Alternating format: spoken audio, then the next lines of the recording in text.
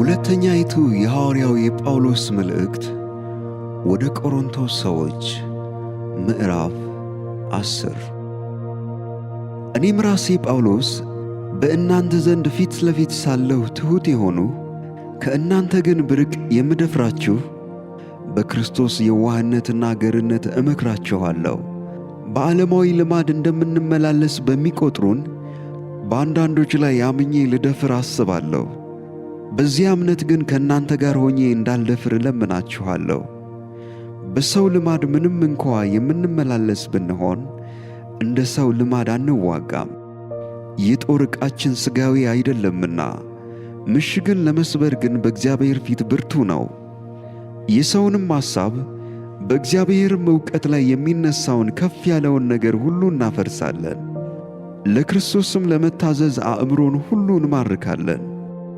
መታዘዛችሁም በተፈጸመች ጊዜ አለመታዘዝን ሁሉ ልንቀበል ተዘጋጅተናል።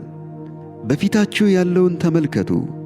ማንም የክርስቶስ መሆኑን ተረድቶ ቢሆን ይህን እንደገና በራሱ ይቁጠረው። እርሱ የክርስቶስ እንደሆነ እኛ ደግሞ እንዲሁ ነን። ጌታ እናንተን ለማነጽ እንጂ እናንተን ለማፍረስ ያይደለ በሰጠው በሥልጣናችን ከፊት ይልቅ ብመካ እንኳ አላፍርም። በመልእክቶቼ የማስደነግጣችሁ አይምሰላችሁ። መልእክቶቼስ ከባድና ኃይለኛ ናቸው። ሰውነቱ ግን ሲታይ ደካማ ነው፣ ንግግሩም የተናቀ ነው ይላሉና። እንዲሁ የሚል ይህን ይቁጠረው። በሩቅ ሳለን በመልእክታችን በኩል በቃል እንዳለን፣ በፊቱ ደግሞ ሳለን በሥራ እንዲሁ ነን።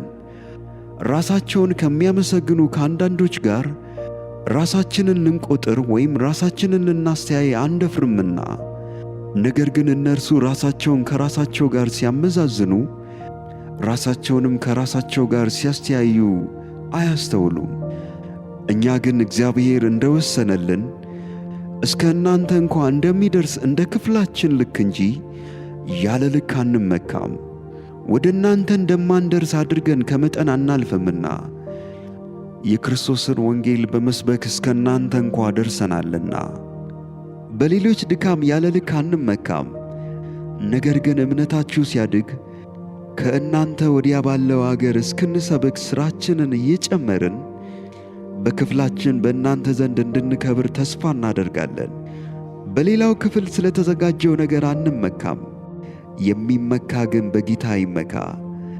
እግዚአብሔር የሚያመሰግነው እንጂ ራሱን የሚያመሰግን እርሱ ተፈትኖ የሚወጣ አይደለምና።